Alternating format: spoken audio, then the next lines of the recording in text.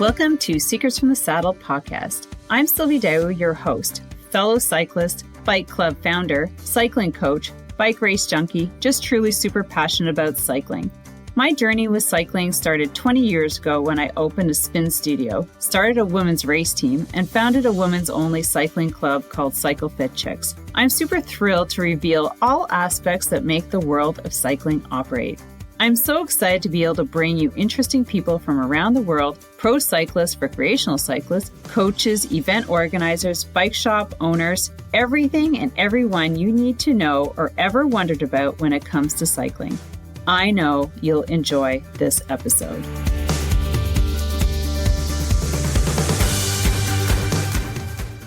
Welcome, friends. Have we got another amazing episode for you coming right up? But first, I have something super special to announce and share.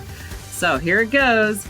Are you new to gravel riding, road cycling, or racing, or even swifting, and are considering to take your current summer fitness to the next level?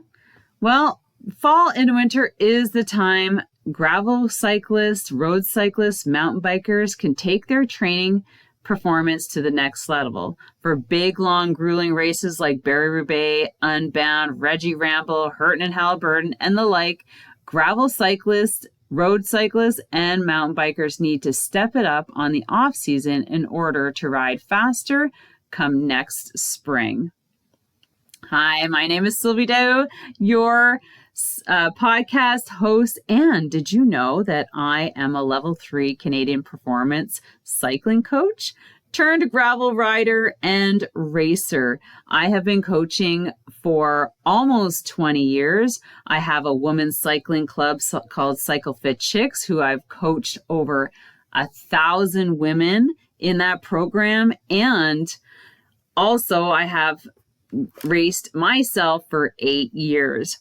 I have been coaching this winter program that I'm going to share with you since 2005, and I've coached hundreds of people there in cycling skills. I am super excited to add a gravel twist to the program. But let's be realistic. Cycling is cycling.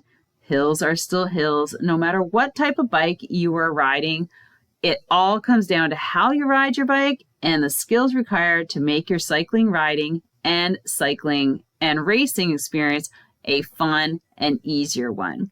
So this program starts this fall. It's already started and it finishes in April. So to take advantage of the program, I highly recommend that you jump in as soon as you can.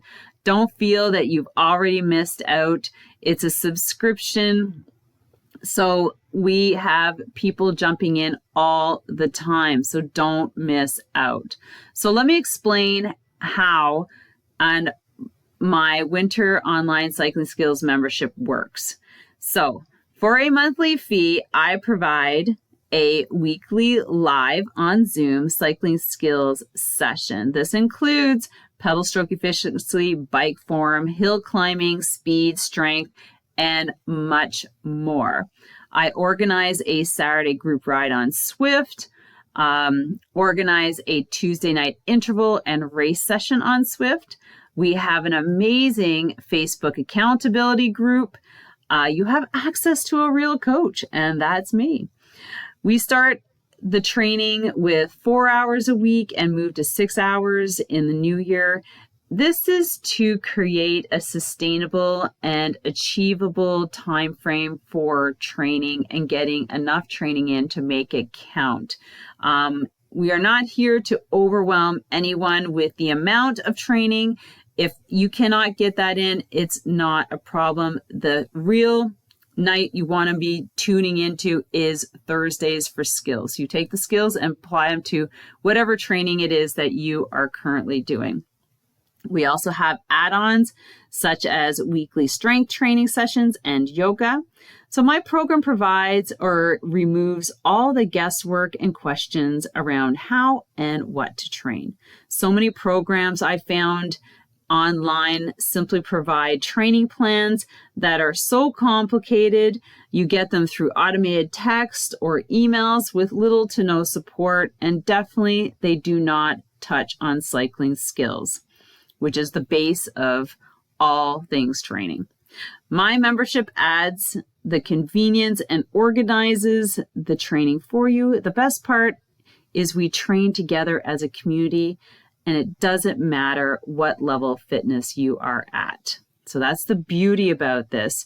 Everybody's doing their own thing. They have their own goals, but we're all training together. So for more details, text the word cycling to 819-809-0999. That's text the word cycling to 819-809-0999. You will receive a text message with a link to the program and the sign-up sheet. So until October 31st, you have an opportunity to sign up for 50% off. So don't hesitate and don't wait.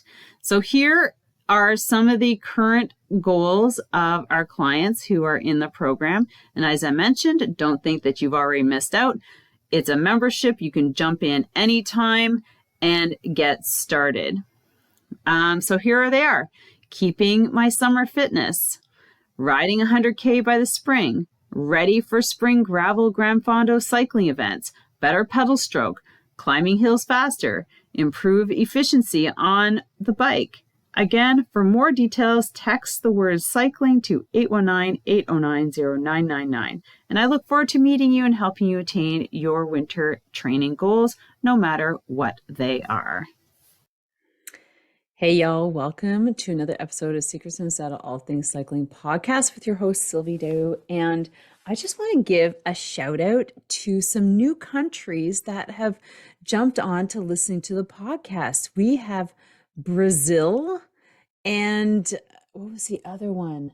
Spain. No, it wasn't Spain, but I think it was Brazil was the first one. And we have Singapore. So I just want to shout out to our listeners over there. So today we have an amazing woman who has started a business in the bike touring local industry here in Ottawa. Now I've been bugging her and we've been trying to make this work, and we finally got her on. So it's Maria Rasouli, and she is the founder and operator of Escape Tours and Rentals in Ottawa. So I'm in Ottawa as well. I'm in Chelsea, which very, very close to Ottawa.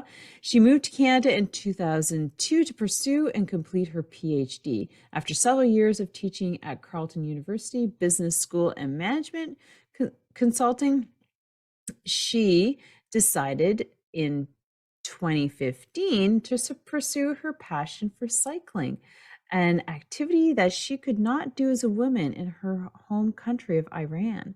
So Maria and her company have won several city and tourism industry awards. She has been featured in the New York Times travel section, The Guardian, Flight Network, CBC Radio, TV, and many other international travel blogs and magazines, such as Spiegel.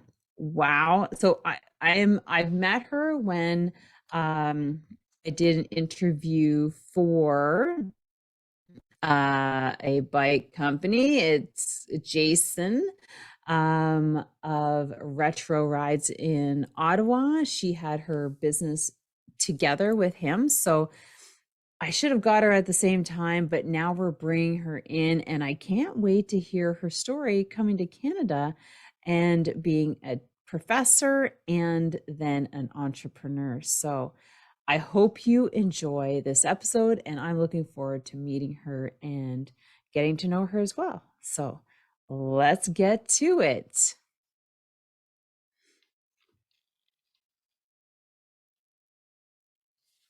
All right, everyone, welcome back. We have Maria Rasouli here from Ottawa. Like I mentioned, we're both neighbors. We've met a while ago, and I don't know why I didn't have her on the podcast before, but I'm super excited to have Maria share her business and her and her I guess her story on how she got into cycling and her passion about it. So Maria, I'm super excited to have you on the podcast. Welcome.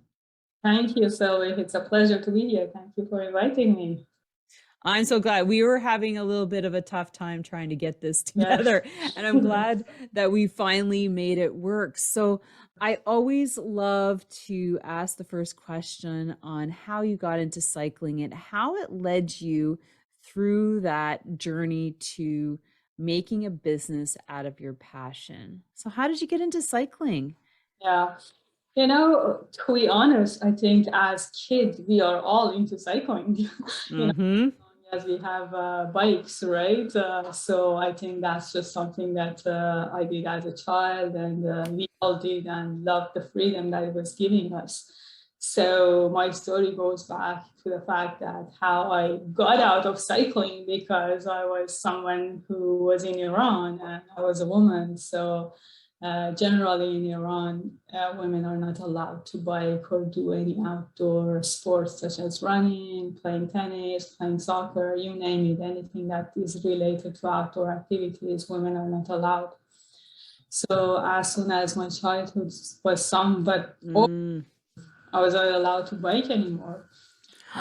Really? Yeah, So yeah. it hits at like a certain age, like you can enjoy your childhood, but then once you turn Yeah, into a teenager, that's it. yeah, it's around the time that Oh, you puberty, it's your body that is telling the world that okay, now you're grown up and it's not appropriate anymore. Uh, oh, so yeah, I know, it's a very, very unfortunate situation. So that's how I got out of cycling, or I was not allowed to bike anymore. And I usually tell people there are two ways for women to be free in Iran. One is for them to marry, so they're not being, kind of scrutinized all the time. The other one is to focus on your schoolwork. If you're a good student, people leave you alone. So oh, I decided to be a good student. oh, yeah, really. So that gave me a lot of freedom in terms of pursuing my academic interests and going to the university, doing my bachelor and master's. And then, I left Iran to come to Canada to do my PhD. I know. I like, okay, academia. Oh, look, I can go to college in Europe. Bye. Exactly. It Oh, was just, smart girl. yes, yes. That was pretty much kind of pretty much the smoothest way for someone like me as a woman. If you're single, if you're from, like, really, we weren't rich at all, we were in fact poor. The school was my path to freedom, and that's what Mhm. really brought me here.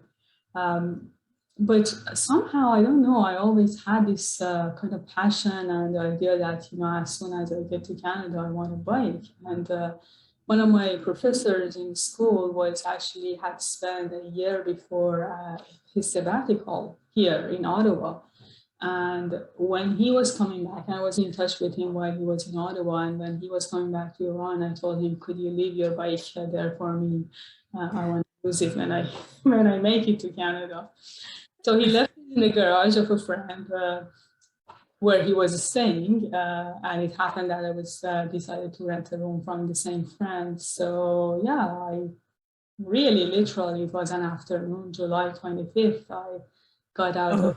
the airport, took a cab to this location, put the luggages in the house, and went out biking.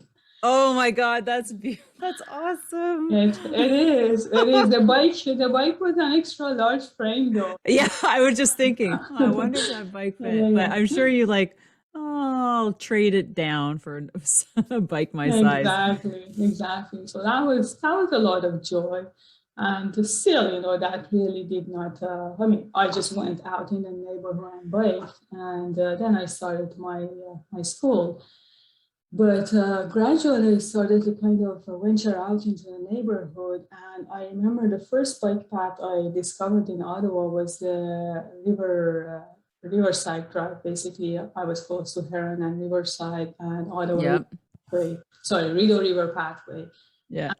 I went there and I kept going, and then I was like, I can't believe there is such a thing as bike path. I didn't know such a thing existed. Like, we didn't have that kind of terminology where I was from. So I was just so amazed by it. And it just, encouraged me to explore more and more. So the first 12 years I was in Canada, I didn't have a car. I was just biking everywhere. And I got to just see so many things and learn so many. Mhm. Yeah, so life moved on and finished the school, started teaching in school, doing, some office work, doing kind of management consulting work. But I always had a bug for outdoor, and being in an office just was not something that Mhm. I find myself, kind of satisfied with. So I did it for a while, 5, 6 years. I don't even remember the time seems all. I know, hey, so fast. Yeah, and also, I feel like I'm getting old, that was, you know. Cycling keeps you younger. That's true. That's true. Yeah. Yeah. So yeah, I did it for a while, and then I went through that. I guess some sort of life crisis that we all go through. Probably, what do we want to do in our life? Uh-huh. That's going to make me happy. Do I want to do this for the rest of my life? And I did a lot of reflection, and I constantly went back to the memories of my childhood and biking. And, I felt I was so happy when I was biking. What can I do to be, to replicate that happiness again and Mm-hmm. in parallel with that, we have a great city for cycling. It has a lot of bike paths. It's so green. It's so incredible compared to many other cities in North America. So we have this beautiful and well-developed infrastructure. And then in parallel with that, we have a city that is really doesn't have a good reputation. A lot of people think it's boring, it's not fun. What? Well, I don't agree with that, but a lot of people talk about Ottawa like that. So I was like, hey, I love biking. This city has great biking infrastructure. I love this city. How can I mix all of this to have a happy career and also change the perception about this city? So that's how kind of this thing went through my head, and the idea was conceived. I had done bike tours in Europe and I loved it. And I kept thinking, why not doing it in Ottawa? We have everything we need. Mm-hmm. Yeah, I did face I would say, reluctant in a sense that because a lot of people in North America think of biking as a competitive activity. So Mm. a lot of people, their first question is that how fast do you go? How hard is it? So they automatically associate it with performance biking. And Mm-hmm. something that I wanted to change people's perception and say, you know what, you can bike and be happy. So Yeah. yeah, so that's how it all came about. So then you decided that it should be a touring company. Mm-hmm. And it's good that you have rentals because I only know of one other rental company Mm-hmm. in Ottawa. And that's Bike Yeah, Rentals. I think that's what yeah. they're called, Ottawa Bike Rentals. But what did you start doing to get yourself recognized? Like I noticed you've been in a lot of the local radio station and some travel guides, but how did you really get your first option? Have you always been on Spark Street or have you been in Yeah, other I mean, places in the that's a core? very good question. And when you look at the business right now, it's 8 years of really, really hard work. I would have as hard if I would have stayed where I was with my work and teaching. So the first few years, I was still working in winter, and still Hmm. bills with my other jobs. When I started with nothing. I started with a website only. And if people would find me online and they ask to basically do a tour, I would rent from, there's a company called Cycle at Pretoria Bridge. Really, really Yeah. nice bike shop. They rent bikes as well. So really, really nice people. I have a lot of respect for them. So I would rent from them and start my tours there. Oh, good Yeah, idea. yeah, Smart, that's, start smart. yes, yeah. Yeah, start Yeah, I small. started like that. It got to a point that I needed more bikes and I needed more kind of planning. So let's say if I have a group and I need the bikes and they were busy with bike shop stuff, it would have been hard to get them to focus on my business when they had a business to run. So Mm, at a small scale, it was perfect. As it got bigger, I realized that I needed to kind of find a more sustainable solution. So on the mm-hmm. second year, I got a business loan and I bought a trailer and 20 bikes, and I got a permit from Sparks Street to like leave the trailer at Sparks and O'Connor for the season. Oh, Yeah, and that's where I was basically doing my tours. I wasn't renting bikes, but then I was getting inquiries for corporate, for school. So they were a group of 40 or 50, and I didn't have the capacity. mm, 2017 coincided with the 150th celebration, and we yeah. experienced a huge surge of tourism. And I thought I couldn't let go of that opportunity, even though I wasn't really ready for to a brick and mortar. I was like, I have to take the leap because if groups are coming and people are coming, I need to have the product to be able Yeah. to capture the market. So in 2017, I leased a small location at 65 Sparks. And that's when I moved there, the official year of going to brick and mortar. In terms of how I got, to for people to learn about me, I always say that my biggest marketing tools are our customers. So Mm-hmm. we get a lot of word of mouth. We get reviews from customers who are happy. So as they comment online about the services that we offer, people come because they know that we offer good quality service. Also, a lot of good partnership with Ottawa Tourism. They are fantastic. They are in the business of promoting tourism businesses. So they brought a lot of good media personalities to take tours with us. So that way we also got some leverage. Yeah. And then Whoa. the most important thing, sorry, is of Yeah. course people, without when I started a business, I never thought of needing someone to help me. I was very naive. I just Mm. take people out to a tour. I didn't realize that you can't really, have a sustainable business with one person running tour every day for 6 months. So I needed That people. gets a bit tiring, right? Oh my God. The first year I was wishing for a rainy day in summer. I, I, I just couldn't do it every day. It was so hard. I was, please, I need a rainy day to rest. So yeah, great staff, and they are key to our success.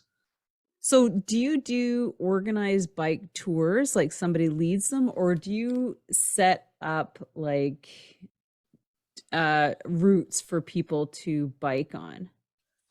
We do mainly, well, we can do both, but mainly we have predetermined routes and basically timeline or style, or, like we have a 2 hour tour, 3 hour tour that people can sign up and join. Okay. Also do custom tours. We have returning clients who come back every year. And since we know what they've seen so far, we kind of design new tours for them every. Oh, So yeah, it's both options are available. And then we also have some, I have created some little loops and maps and guides for people who rent bikes and want to go on their own. So at least they know where they are going. yeah. And how to get back here? Exactly. Exactly. So it's a loop. It's not a one way. That's right. Yeah. Or go to out and back, go to the canal, go up and back down and come back here. Yeah. Yeah. So tell me about the bike tours and maybe Mhm. which one is the most popular. Yeah, the most I think it's all about positioning. So when I started the company, my philosophy was that biking for everyone. So I want everyone to come and feel that as long as they know how to bike, they can manage it. So Mm-hmm. we have the 2 hour tour, which is our most kind of basic tour, in a sense that you get to see all the major attraction, historic, downtown core, but it's also very, very comfortable and easy that 99% of the people have been able to complete it. Right.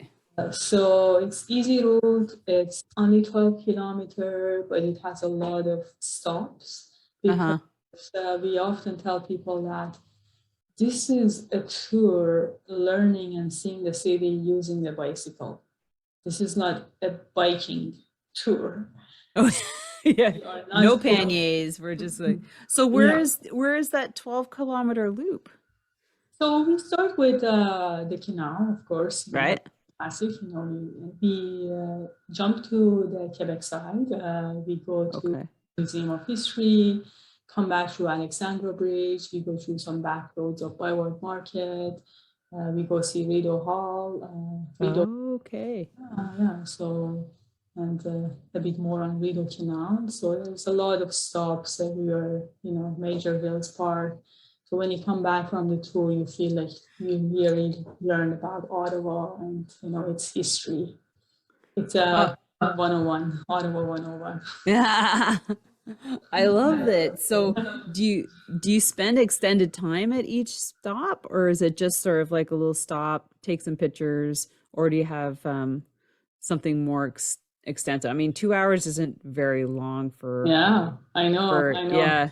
I mean, It's like imagine I know we struggle with covering 12 kilometers in 2 hours. We struggle because we always have so much to say, and yeah, yeah. to be a balance. You can't just talk. So yes, the stops are about 5 minutes, 10 minutes, depending on if there are questions or if how much the guide wants to talk about certain aspects. Pictures. You take Exactly. pictures. Bathroom break, water break. So they all add up. So generally, yeah, we've had we've had 5-year-old.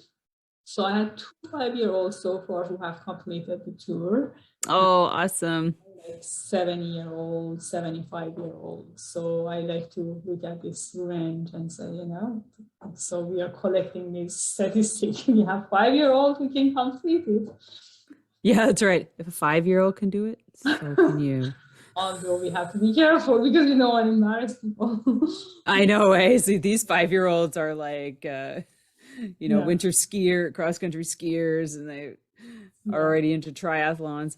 So I noticed that when I went to, well, I was in your shop, not in your shop, because you were with Retro Rides, um, that you have now electric bikes. Oh yeah, oh yeah, Is that bringing or allowing more people to go further and absolutely. having, because I know with I've heard from other bike shops that it's kind of like that dynamic. You have the husband that is this big time cyclist, and you put the wife on the electric bike and everybody's happy.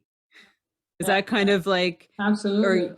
yeah, Yeah, yeah. That's a great question. Yeah, it's been a game changer in family outing. right. Outing for sure. That's a huge factor. We see it all the time. Um, I had the electric bike since 2017, but I've seen a huge boom. In Evolution. Yeah, like a lot of uptake, probably since pandemic.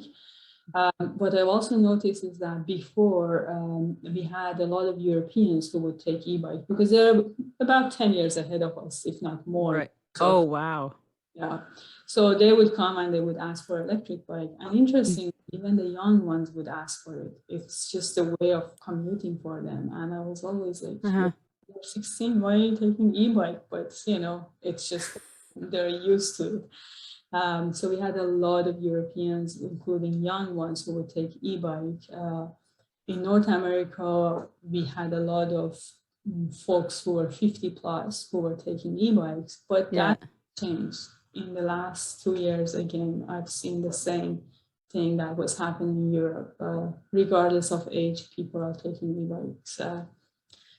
For some people, it's a matter of kind of balancing the family, kind of skill level. Yeah. For some others, it's a novelty factor. Well, I don't have it at home, so I want to rent it or I want to take it on a tour and, experience what it is before I buy it. For some Uh-huh. people, I don't have much time. I really want to go to Champlain Lookout and I have 3 hours with e-bike. Oh. So Meh. mhm. And I always say, please be respectful. It's 20 kilometers speed. Oh yeah. Yeah, right. Yeah. I was gonna ask if Mhm. Champlain Lookout was part of your tours. So, Oh no. Yeah, go ahead. or Did so you? is it just like the odd individual that comes in? It's like, I just want to go up to Champlain. I want to experience it. I want to Yeah. get the picture. And you, like you said, you don't have much time. This bike Yeah. will get you up there in half the half Yeah. the Yeah. time and back. Yeah. I The have to try channel. that. You should. You should. I think I tried it and I made an excuse that, I'm product testing. I need to Yeah, that's right.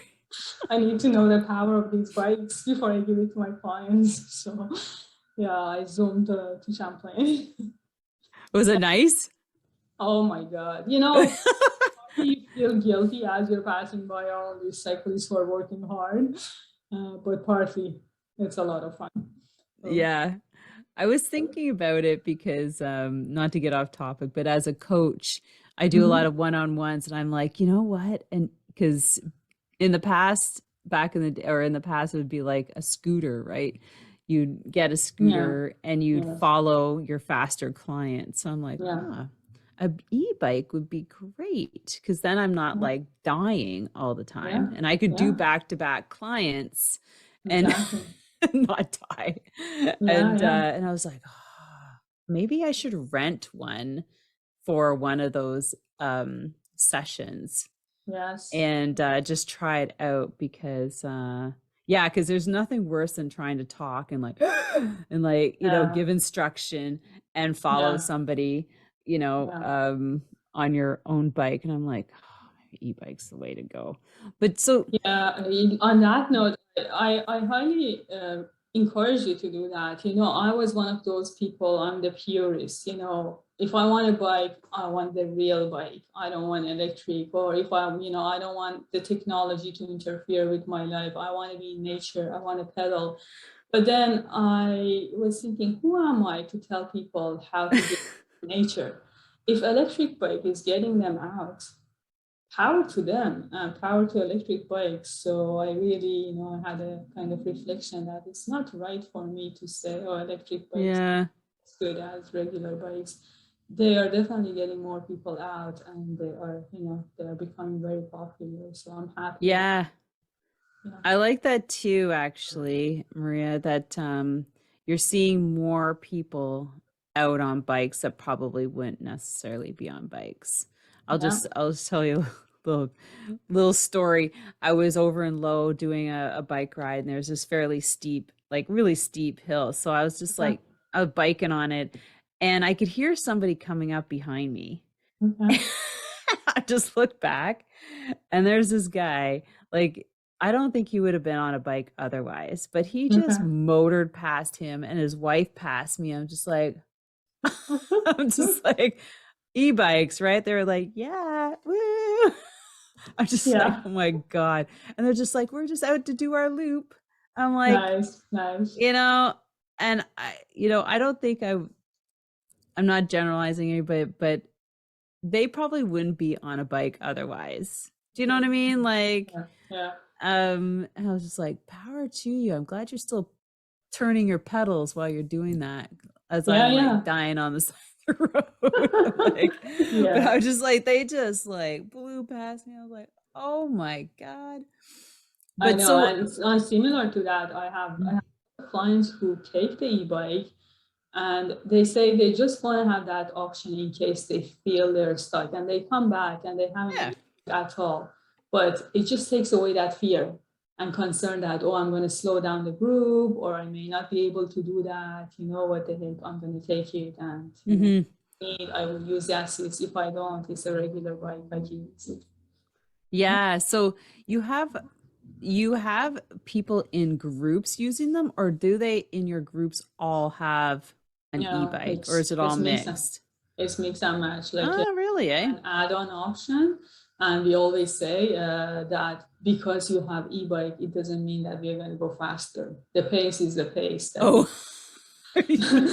yeah, so and they know that. They don't assume that because some of them have e-bike, therefore the rest have to keep up with them. E-bike is for people who want to make sure that they are not holding the regular side, basically. Hmm, that's Yeah, interesting. yeah. Because we had a conversation in our cycling club about Mhm, allowing people to have e-bikes. I'm like, I don't mhm, know if we're there yet. But mhm. how do you find it? Like, I are people able to control them properly? uh, Yeah, it's basically it's different level of assist that you can choose. You can choose zero and use it like a regular bike. Uh, I would say the majority of my clientele use what we call eco first level. It's the most gentle level that Okay. balances out the weight of the bike, make it almost like a carbon bike. So, Mm-hmm. uh, and they're comfortable with that. Every now and then, when there is a hill, I realize a lot of people are afraid of hills, so they know that they can go higher and kind of conquer that hill and then go back Yeah. to regular mode. We have like families who all of them take e-bike and they want to go to a private tour, and we tell them it doesn't mean you're going to go fast because you're on vacation and we want to make sure you. Plus, the speed limit in our bike path on Yeah. our path is 20 kilometers, so we are not going to go fast. And they totally understand that people don't take them for. I don't think the speed is the main factor in choosing an e-bike. Is the fact that I will be able to do this route, I will Right. do this distance, I will be able to keep up with the group. That's the main motivation for client to choose it. Right. Cool. So what are Mhm. your plan now that your season's closed? That's how Mhm. I was able to get your time now that everything's finished. So Yeah. you moved back to your original spot, and that's 79 Sparks. So we were at 79 Sparks in the last 2 years with Bike Cafe and Oh, Retro. yeah. Since they are moving, we will go back to our original spot, which was 65, which is only a few doors away from, Yeah. it's like literally people don't know the difference. And that's a good thing. We are still on the same block and we're still going to operate as usual. So yeah, just moving a few doors back to the original spot. So when do you get started next year? Like when's your starting? As soon as it nice enough or Yeah, as soon as there is demand, we do start. So it really, if the weather is cold and clients want to go out on a tour, we are like, sure, let's do it. I remember one year I had a tour on March 20th. The weather was, Oh, was that the nice March 20th? It was yeah, like, yeah, super warm and then it got yes, really cold again. yes. So, but officially we start mid-April. As Right. we start, getting some traction. We do a lot of our preparation before we close in terms of building our bikes for the new season and everything, but still there will be more to do. So we do a lot of prep work in April and then Oh really yeah, for sure. speed in May. Yeah. So what keeps you busy during the winter besides planning? Yeah. Do Yeah. you do Yeah. something Well, else? Do you disappear south? I wish. I wish. Yeah. So yeah, a little bit of that, a little bit of everything. So basically, from April to almost November, it's pure operation. Mm-hmm. So basically, the rest of the year allows me plan, think, kind of develop the marketing material, update the website, come up with new ideas, do a lot of sales and development. So that's Right. the purpose, but it's more flexible. So I don't have to be in the shop, which is nice. And yeah, I just do a lot of other activities. I tell my friends I'm a seasonal friend, so I suddenly reappear November and see friends, and then I disappear again in I feel. Oh yeah, right. I'm back. I'm Exactly. gone. Exactly. Traveling a little bit for sure, yeah. The, in the past, I've done some skiing, but this year I want to do more traveling to some warmer places. Yeah, I get ya. Yeah. Yeah. So, do you have anything that you can share about next year's plans? Like any changes that Uh, or implementations that you know of that you're going to be doing differently? so we will keep doing what we've been doing, but always, of course, want to add new stuff. I think our newest addition that we did about a year ago, and this year was our official year. We had a paddleboard, kayak, canoe rental, and Oh, bike no, rental. Yeah, really? yeah. So we were doing that at Ottawa River at Jacques Park. Yeah. So yeah, I started. My passion is cycling, but also love outdoors. So I started doing sunset kayak tours. Uh, it was Oh, such an wow. incredible magic experience. Whenever we did it, I was like, "Oh my God, this is why I'm doing this." It was just so magical to see the sunset on Ottawa River when everyone was out for dinner and the river was quiet. So we will continue doing that, focus more on the water side for sure. Now that the bike side is more established, we'll continue doing private kayak tours, sunset kayak tours.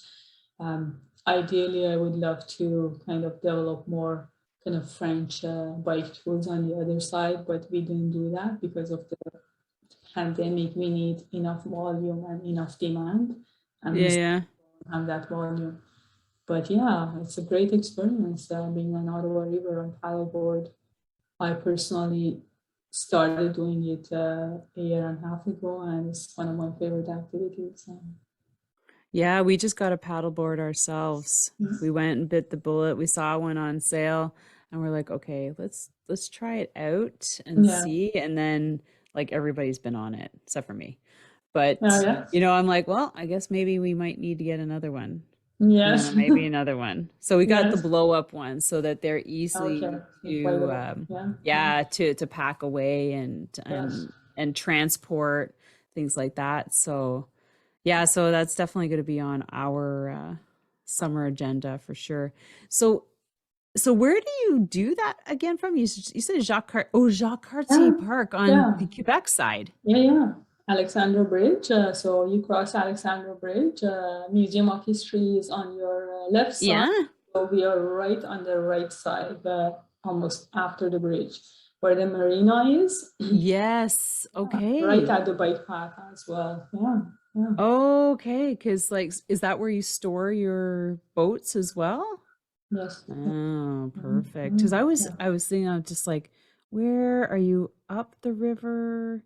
Because it's Mhm, more like more rapids and it gets low and everything. So that's mhm, mhm. perfect. Yeah, yeah. So It's you can perfect for. basically bike there and do your paddle boards, or you just do they're separate, or have you merged the two? Yes, yes, and actually that's a good point you brought. One thing started late, like really, because there are so many things, and we started late, almost in August, late August. And Right. this product, our website is called Pedal and Paddle.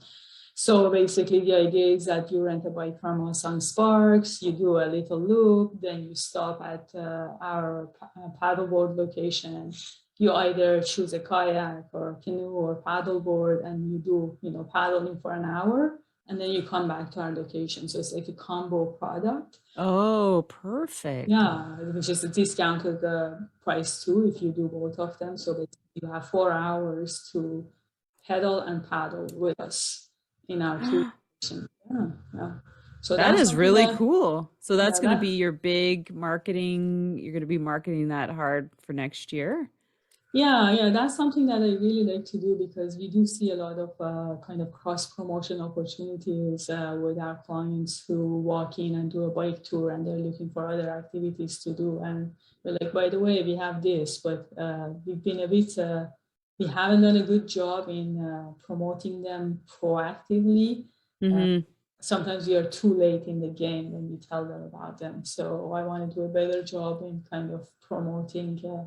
that side and that type of activity as well, because I think there's a great opportunity for tourists to see the city and Oh yeah, by the the water. city on the water, in fact. Yeah. Yeah, Yeah. especially below the dam. Mhm, mhm. Like I don't think people realize there's a dam in Ottawa.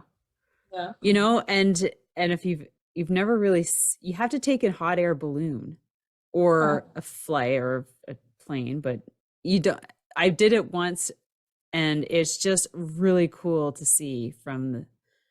from the air. Yes. And I don't think people notice it's even there, Yeah. you Yeah. know. No, I mean, we kayak to Rideau Falls, and that's a very nice. Yeah. You can get really close. Yeah. Yeah. Oh my God, that's super exciting. So that website is Pedal and Paddle. So that's basically a product that is under our Escape website. Okay. Combo packages. Like we have, I think there is a page, if I may look, that's called packages. So I can send you the link. And Yeah, let's put that up there as well because it would be great to have a direct link for people to go check that out yeah, because I don't know when you start taking um I don't know, reservations? January maybe? Or do you yeah, our reservation is open right now. Like our calendar is open. We have everything open, but the nature of our business is, seasonal. It's weather Yeah, dependent. yeah. The majority of people are going to wait until the week before and they want to see the weather. So, but it is open, and yeah, Hmm. that package is under our tours. We have special tours and packages, and our pedal and paddle is there. Yeah, everything is pretty much up for reservation, and we do a lot of private events, a lot of private tours, corporate. Oh, Yeah, yeah. So very cool. yes, Now, are the majority of your participants or your clients, are they from Ottawa or they're coming in town, mhm. like they're true tourists, or they're more from Ottawa? Yes. Pre-pandemic, I would say 95% to 90% were tourists. Yeah. Since the pandemic, that has changed. Still, the ratio is very high. Still, I'm looking at 80 to 85% tourists, and the rest being residents of Ottawa for bike-related activities. Okay. Paddleboard and kayaking, canoe rental, it's, I would say, almost half and half. So, and I always say the reason is that a lot of people can have their own bike in Ottawa and store it Yeah. in a shed, but not everyone can have a kayak or canoe or paddleboard. So Mm-hmm. that one is more kind of, a lot of locals would take that as rental versus biking, that a lot of them have their own bike. Yeah, I would say, oh my God, that is super exciting. I had no idea. Wow. All right. Well, what else can you tell us before we bring it to and put a bow on this episode? You mentioned corporate. Yes.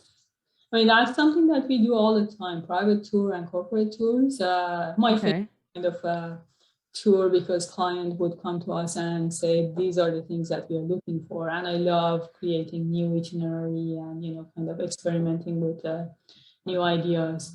Giving you an example, like last season, I had a client who had taken, like they come every year and take a private tour with us.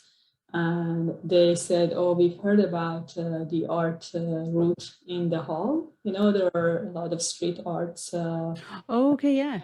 Yeah, so it's really nice. The Ottawa Tourism has created basically this walking route where you stop in different stops in downtown hall and you experience street art, um, different aspects of culture over there. So the client was saying, I'm curious about it. So I was like, that's a great challenge for me to develop a bike tour. Mm-hmm.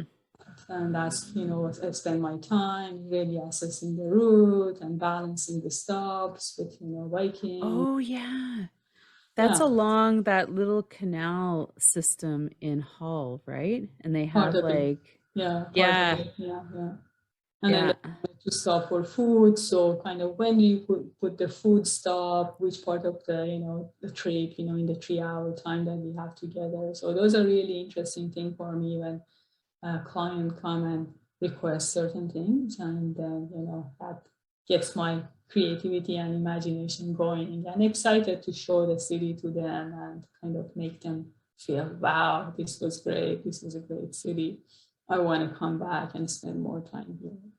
Yeah. Yeah, it's almost like, God, you need so much more time to Mm-hmm, get to mm-hmm. cram everything in. But that's cool Yeah. that they come, you can do, if they come to you with an idea as to what they want to see in Ottawa. Because I sat in a presentation with a representative for the sustainable transportation somewhere it was Ottawa based, and maybe you know of her, Jennifer Stolbert, but she uh, highlighted like 10 places in Ottawa that you can stop in. Half I knew and half I didn't had never even heard of. Like Okay. they're like either historical or they're like flower gardens of some sort. Like I'm like, what, really? And they're all like kind of off the bike path. Yes. Yeah. You see, one of the thing, yeah, you were telling me that what is the last thing I want to say is that a lot of Ottawa residents, when they hear of a bike tour in Ottawa, they're like, "Oh, I bike everywhere. I know everything. Yeah. Don't need that." Uh-huh. And I would tell you, every single Ottawa resident who has been, who is an avid cyclist and has cycled everywhere. First of all, my number one thing that I tell them, I'll bring you to places that you haven't biked, and then I give you your money back if you don't learn anything in this tour, because Nice. we all think we know the city, but Mm-hmm. we really, because when we design our tours, we don't look at it as, cycling. We look at it, how we can make this an engaging activity that people Uh-huh. remember and enjoy. So I wish that Ottawa residents would kind of reconsider that, there is so much to learn in this tour. I've Oh had yeah. who have biked in this city for 30 years, and they're like, even for me, there was something new in this tour. Yeah. So I invite our residents to bring to send their guests to us if they don't want to come themselves.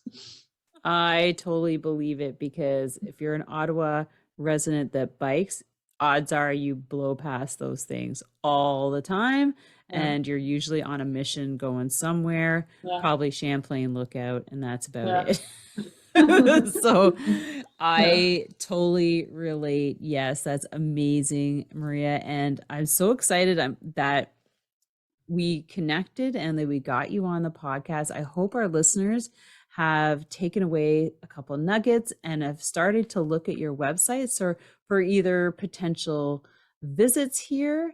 It's reaching out to Maria and getting on a bike tour is probably the best way. It's probably way better than sitting in one of those bus tours, to be honest. Get on an e-bike and you'll be able to go all over the city. Yeah, and come and visit us next year, right, Maria?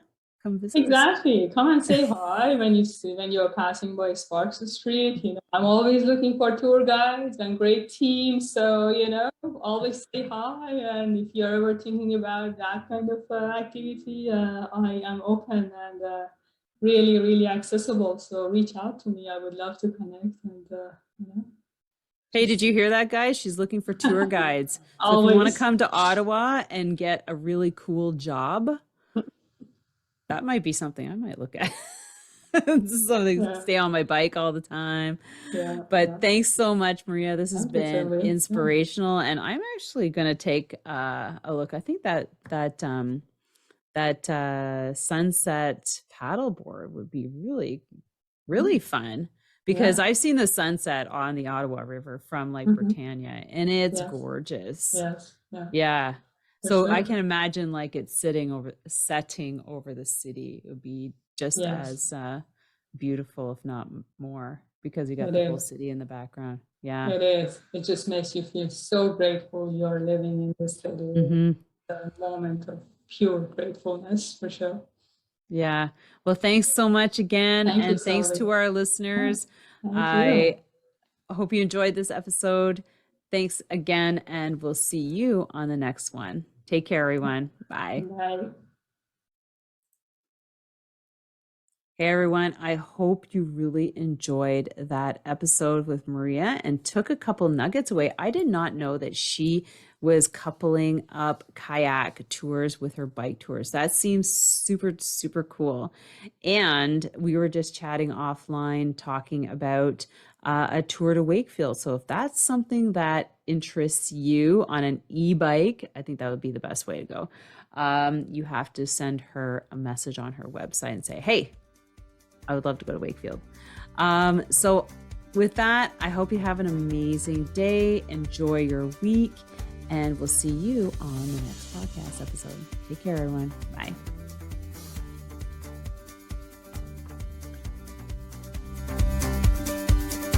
Thank you so much for spending this time with me on the Secrets from the Saddle podcast, learning more about sighting people, places, and things that make cycling such an exciting sport. I am so glad you stopped by today. Please leave me a review if you feel so moved to do so. I would love to hear your feedback. And if you could take 1 second to share this episode with someone you think would enjoy it, I would be forever grateful. Also, if you could please leave me a review if you feel so moved by going to iTunes and leaving me an honest thought and an honest comment, telling me what you think, and most importantly, tell me what you'd like to hear more of. It would really help me to bring more great, inspiring cycling stories to you. Until then, have an amazing day. Make sure you ride your bike. And don't forget to visit my YouTube channel if you'd like to see the full version of this podcast live.